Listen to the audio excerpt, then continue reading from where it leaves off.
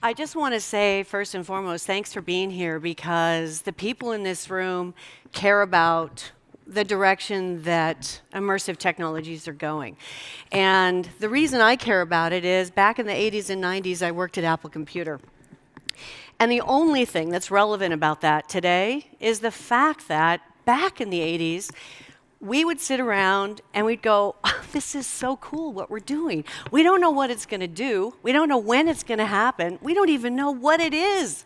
But we're really, really excited about it. And that feeling is how I feel today about VR. Now, of course, we all know the story of Apple and what happened and where it went and the success story and some of the shortcomings and pitfalls. But the promise of it back then is what drove all of us to continue to work really, really hard. And that's why I'm here today, because I see the promise of it as well as the peril. Now, what makes it different now is because being in tech for so long and then being in philanthropy, I realized that I needed to retool. So I went back to graduate school 4 years ago because I wanted to find a deeper meaning for what was occurring. Because I knew that it was going to happen again with a new technology, even before VR really started, gaining some traction. And I wanted to understand. So I'm getting my PhD, hopefully by the end of this summer, in media psychology, which is the study of how all media affects human behavior. And that includes technology. And it's a fascinating study, but I thought it was really important to go deep into the understanding of motivations and emotional drivers and why people react the way they do, so that when technology comes out, we had a better understanding and another way of helping people. So we go into this with the story of VR. And we all know the story of VR. I'm not going to bore you with that. However, I just want to say that it isn't just another delivery mechanism. To me, and I think to most people who are in this room, it's a fundamentally different way of experiencing life. And we all know these figures. And what this means is people are excited as well. But what does all this mean? I mean, that's why I'm back in graduate school and soon to be out of graduate school. But what does it mean? It means to me constant change. And I think when we look at change, everybody has a different reaction. Some of you may be perspiring right now because you're thinking, change, oh my God, this is just so awful. But really, this is what it's about. And what you heard in these last couple panels, the people were talking about how things have changed. Some change is good. Some change is not good. It depends on what side of the aisle you're on. But it's changed nonetheless. And that's where we are today. So what does all that mean? Oops, hold on. So when I look at change, and I look at VR, there's some research that just came out that I think is really interesting. So the most recent research findings, there's a couple of them, that says knowledge is less important than how one feels about an issue. Now, I'm not saying I agree with this, but that's what the research is telling us. Knowledge is less important than how one feels about an issue. Now, we had a political change recently because of that one thing. The second one is caring about an issue is more important than being educated about an issue. Third is how you frame an issue, how you position the issue affects the willingness of people to take action. And there's a notion of acclimation, and I think this is interesting research, that there's a significant uptake to receptivity when people are validated before they see content that is against their values. And if you look at this in the context of like storytelling, it has significant implications. But VR's potential to affect change, we all know that. People have talked about it, but it just needs to be restated that the fact that it can create positive physical, emotional, behavioral change is huge. And that's why we're in this room, and that's what the Virtual World Society is about as well as all of us. It's how do we harness that change and that ability to make change. One of the things in the psychological theorists is Lewin's work. And he has a fundamental approach to managing change, which I think is kind of interesting.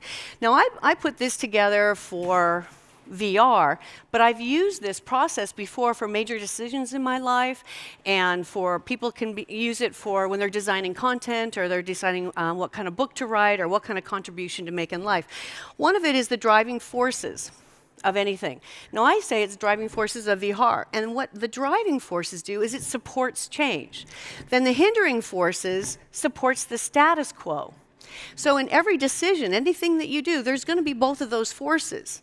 And understanding where those forces are kind of helps you understand, well, where do I need to go? What am I looking at? What can I expect? And this actually really helps in managing change. But then again, the change that I'm mostly concerned about is social change. And social advocacy is named a lot of things: social action, social change, social advocacy. But bottom line, it's all the same thing. It just means change for helping people. This is a new cultural journey. I just happen to love this picture. I don't know why, I just love it. I have nothing to say about it. So, but when I look at crisis, and this is my area of research right now, since I'm looking at and researching how crisis can be used, how VR can be used for crisis awareness. How can we harness the capabilities of this tool to make a difference where people are suffering? So when we look at crisis, I have to say that no one is invulnerable to crisis. Whether it's personal crisis like watching the news last night, or humanitarian crisis, or in Mali, where they just don't have one crisis. They have a series of crises. In fact, it's almost as if it's like a chronic crisis. But nonetheless, it's all change, and it's all crisis, and it needs to be addressed. The other thing I want to mention is that UNICEF said in 2016 that currently there are 1 in 9 children around the world who live in conflict or disaster zones. And understanding what this means to all of us is impossible because we can't all go to the site. But knowing how we can use VR to embody the crisis, this is going to create change for all of us. So here we're looking at the story of VR. And I did this, and you can kind of see where VR is kind of here. Back in the day, it was wanting to be within the experience, and large-scale simultaneous viewings like they have with UN and Clouds Over Cedra, if you haven't seen it. People wanted a deeper connection. And then all of a sudden, you've got crisis in VR kind of in the middle, right? So we're not in the beginning, but we're not quite where life has changed yet.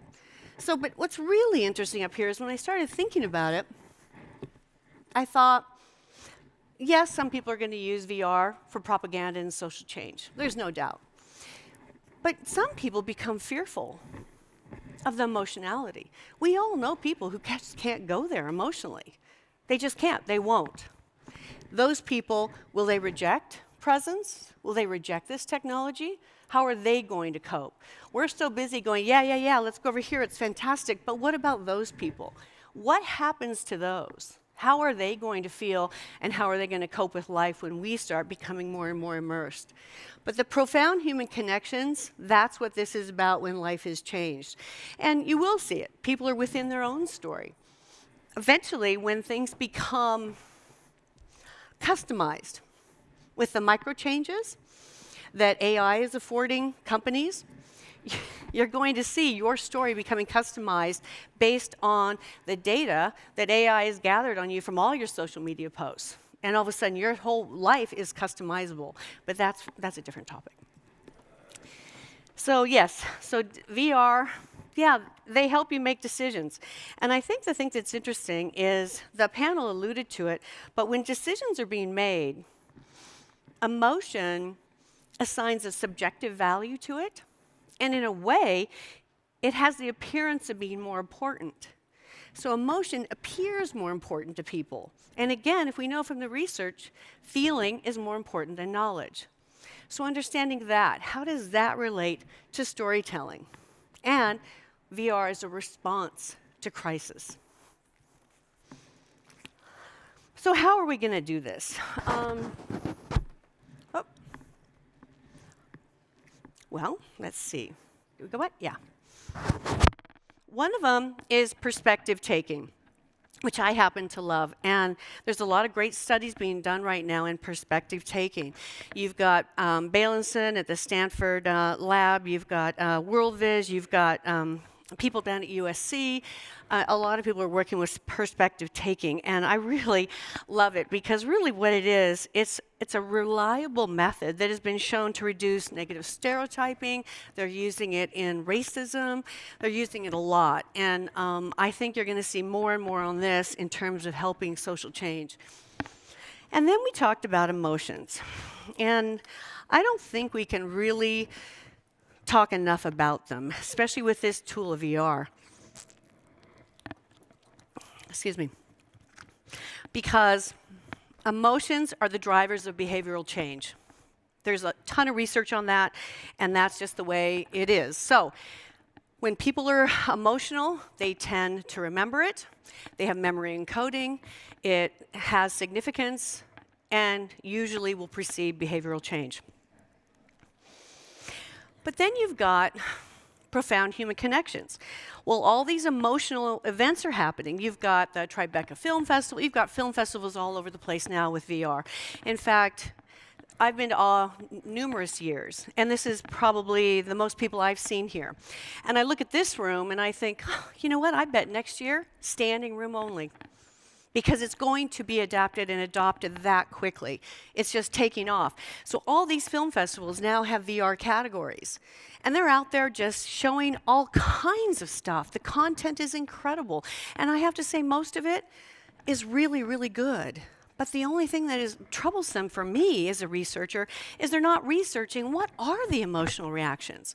Now people will say, oh, it's empathy. It's good. It's all good. It's the big wow factor, the empathy machine. But, well, how can you reconcile VR as an empathy machine when it's also, a place where people get bullied?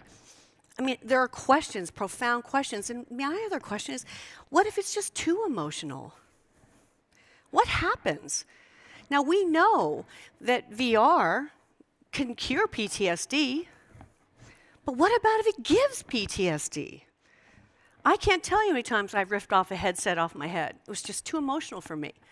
So those are the issues that I am starting to research because I think as we go forward, we need to have more answers than, hey, this is all really great, which it is, but it needs to go deeper. Part of the VR experience is presence. And it's kind of funny that in the last 100 years, there's over 90 definitions for emotions.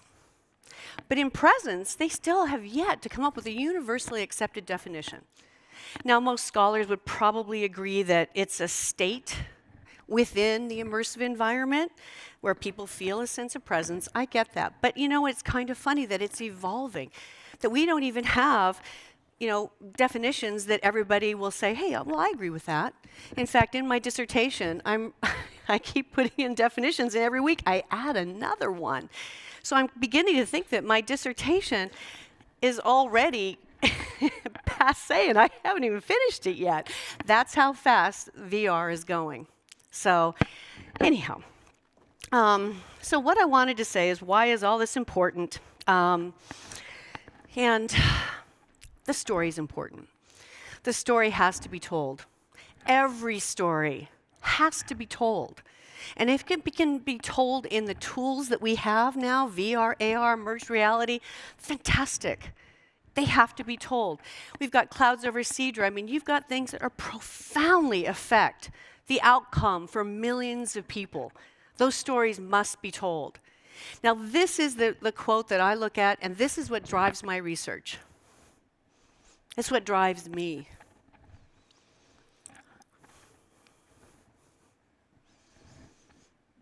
Truth is important. Look where we are politically. Look where we are. Truth is important. It's never been more important than it is now. Healing is possible. These tools create healing. Now, yes, the military has been using it for well over a decade, almost 15 years, and I've worked with the Department of Defense and Homeland Security and British intelligence. I know this is happening. You've got military students that I've taught, master's students in, that are from the Psychological Operations Division of the Army, and I know their pain. as much as they could tell me their pain. But when they have a virtual therapist in a room, and these soldiers who are tough as nails go in there, they'll talk to a virtual therapist because it's safe. So healing is possible. Educating others, that last panel talked about, I won't get into it too much, it is necessary. So now you've got CNN VR. This is necessary. And it's up to all of us to make sure that this continues. So basically, it's VR for good. No doubt. That's why I'm here. That's why you guys are here. But I wouldn't be a good psychologist if I didn't use that H word, however. And I'm only going to sum it up very quickly. I know we're running out of time. What happens if? We need to think about it. We need to research it. We need to understand social isolation. We need to understand limits for children. We need to understand all of that. We know what happens. We know what it's possible. But let's take a look, especially when we looked at the PGA Tour VR Live. Anybody see that on VR? Now, it's one thing if you can never get out of your house and you're unable to attend this event. Fabulous. But what about the people that could go and would have gone and didn't and stayed home instead? There's both sides to it. We can't do this with our eyes, half closed. I ask myself this all the time, what does VR look like 10, 20 years from now? If I look back 10 years ago, we didn't even have YouTube. I would not have been able to fix that leaky faucet when my husband was out of town without YouTube. We didn't have social media, didn't have a smartphone. 10 years is a blink of an eye. So is virtual the new reality? Yes, it is. But I'm going to leave you with 3 things. 1, the world is changing. 2, crisis is constant. And 3, solutions exist. They exist in this room, in this conference. They exist everywhere. It's up to us to find them and make them happen. So thank you for being part of the solution, everyone. Thanks. Thank you.